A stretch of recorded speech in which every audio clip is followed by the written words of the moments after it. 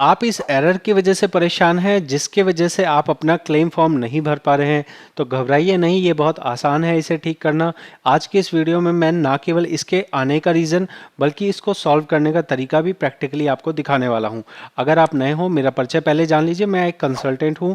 यहाँ जो आपको बताने जा रहा हूँ ये जनरली मैं तब बताता हूँ जब कोई मेरे से कंसल्ट करता है, फीस पे करता है। यहाँ ज़्यादा से ज़्यादा लोगों की मदद हो सके इसलिए मैं अब ओपनली इस चीज़ को यूट्यूब पे डाल रहा हूँ। आप समझिएगा कि सबसे पहले ये एरर आता क्यों है।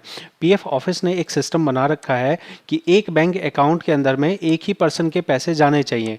बहुत सारे लोग फ्रॉड करते हैं, वो अपना एक बैंक अकाउंट रखते हैं और वही बैंक अकाउंट श्यामलाल के बैंक यूएन में और रामलाल के बैंक पीएफ के अंदर और इन अलग अलग यूएन से पैसा ट्रांसफ़र एक ही बैंक में कर लेते हैं।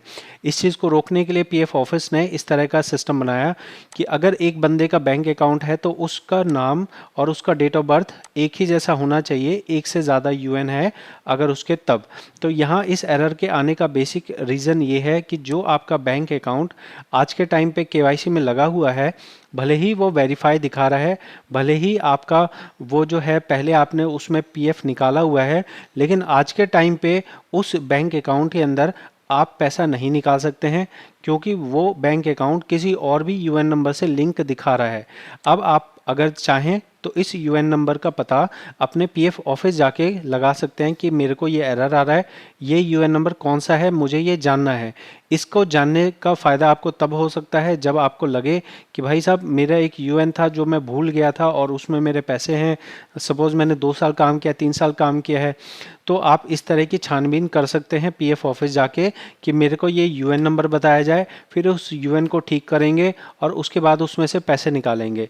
लेकिन अगर इस वाले यूएन को आपको ये एरर से ठीक करना है तो आपको सिंपल सा एक काम करना है कि जो अभी आपका बैंक अकाउंट लगा है उस बैंक को बदल देना है। बस इतना सा आपको काम सिंपल सा करना है। इसको बदलने के लिए आपके पास ऑप्शन है कि आपको जाना है मैनेज में, उसके बाद जाना है आपको केवाईसी में। केवाईसी में आप अभी देखेंगे तो आपके सामने इस तरह का लिखा आएगा कि अप्रूव हो रखा है, बैंक अकाउंट सही अप्रूव दिखा रहा है, ठीक है। तो उसके बाद भी आपको इस तरह का अगर एरर आ रहा है तो सिंपल सा आपको बैंक पे टच करना है। बैंक पे टच करके आपको 2 बार अकाउंट नंबर डालना है और यहाँ आईएफएससी कोड डालना है और आईएफएससी कोड करके आपको यहाँ पे आगे फर्दर प्रोसेस कर देना है। इसको मैं आपको यहाँ अगर यहाँ करके दिखाऊं तो ये इस तरह से प्रोसेस किया जाएगा। अब आपके मन में ये डाउट आ सकता है कि भाई हम बैंक अकाउंट कौन सा लगाएं, जो हमने कंपनी में दे रखा है वो लगाएं या कौन सा लगाया जाए। जॉइंट अकाउंट लगा दें, वाइफ का अकाउंट लगा दें, तो आप अपना ही अकाउंट लगा सकते हैं, किसी भी थर्ड पर्सन का अकाउंट नहीं लगा सकते हैं। आपको ये ध्यान रखना है कि उस बैंक का आपके पास चेक या पासबुक दोनों में से कोई एक होनी चाहिए। भविष्य में आपको उस चेक या पासबुक की ज़रूरत पड़ सकती है क्लेम फॉर्म अप्लाई करते टाइम। हालांकि पीएफ ऑफिस ने ये प्रोविज़न कर दिया है कि अगर आपका बैंक हाल फिलहाल वेरीफाई होता है तो उस केस में आपका जो है नहीं मांगा जाता है बैंक का चेक लगाने का, और नहीं इमेज आपको चेक लगाने की ज़रूरत नहीं होती है, ठीक है। तो अभी हमने यहाँ पे बैंक अकाउंट डिटेल एंटर करके वेरीफाई कर दिया। सबसे पहले इसने आईएफएससी कोड वेरीफाई किया, उसके बाद हम यहाँ पे आई एग्री करते हैं और उसके बाद हम यहाँ सेव करते हैं। सेव करने के बाद हमारे पास इस तरह का ओटीपी चला जाता है और ओटीपी जाने के बाद अब हमें सिंपल सा यहाँ पे ओटीपी एंटर करना है और ओटीपी डालते ही हमारी ये रिक्वेस्ट आगे चली जाएगी।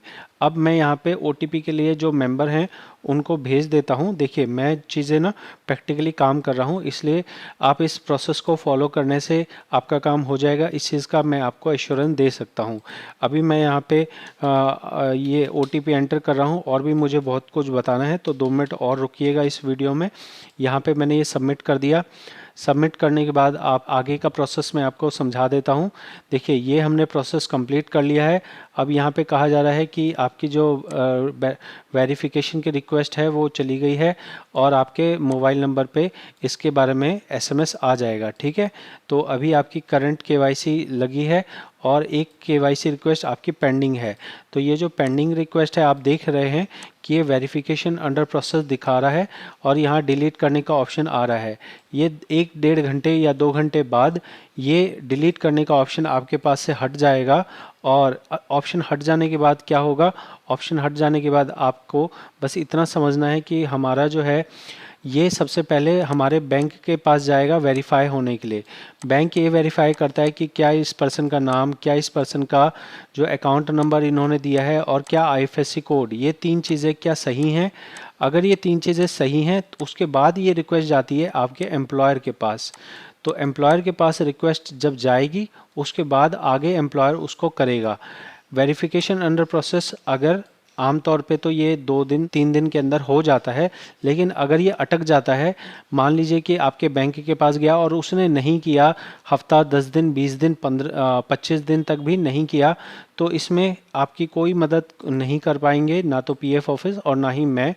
ये राम भरोसे होता है कि ये वेरिफिकेशन में कितना टाइम लगेगा, लेकिन 90% मैं कह रहा हूँ कि आपका ये जो है 5 दिन के अंदर में वेरिफिकेशन अंडर प्रोसेस क्लियर होके पेंडिंग एट एम्प्लॉयर आ जाएगा। और जब पेंडिंग एट एम्प्लॉयर आ जाए उसके बाद आपको एम्प्लॉयर से कहना होगा कि भाई साहब हमने रिक्वेस्ट लगाई है, काइंडली हमारी रिक्वेस्ट को अप्रूव कर दिया जाए।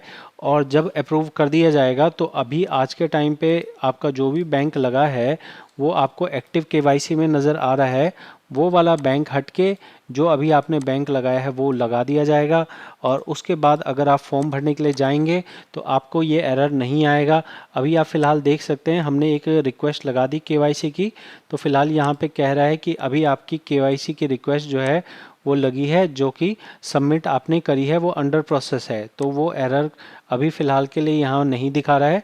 जब तक कि आपका अंडर प्रोसेस है तब तक ये मैसेज आएगा और उसके बाद जब हो जाएगा तो आपका फॉर्म भरने का प्रोसेस खुल जाएगा।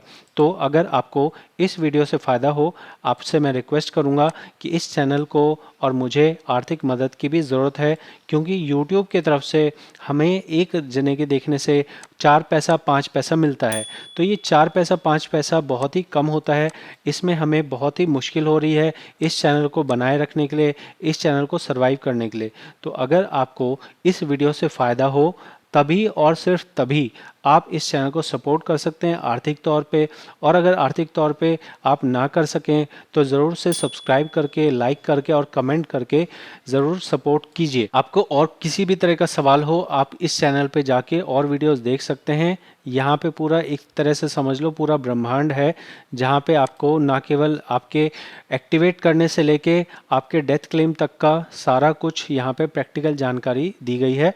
बाकी पर्सनल कंसल्टेशन के लिए आप अपॉइंटमेंट ले सकते हैं, जिसमें मैं पर्सनली आपको कंसल्ट करता हूं। जैसे ये वाला जो मैं केस दिखाया आपको मैंने, ये भी मैंने किसी से फीस लेके उनका मैटर बताया है, उनको समझाया, उनको दिखा दिया कि ये इस तरह से होगा। अब इन्होंने जब केवाईसी इनकी क्लियर हो जाएगी फिर मैं इनका विड्रॉल के लिए अप्लाई करूँगा। तो ये सारा काम भी एज ए मैं फुल टाइम जॉब की तरह करता हूँ, जहाँ जिन लोगों को प्रॉब्लम है या तो वो कंसल्ट करते हैं या फिर वो चाहें तो मेरे से फॉर्म फाइलिंग की भी सर्विस ले सकते हैं। मिलेंगे अगली वीडियो में। बहुत बहुत धन्यवाद।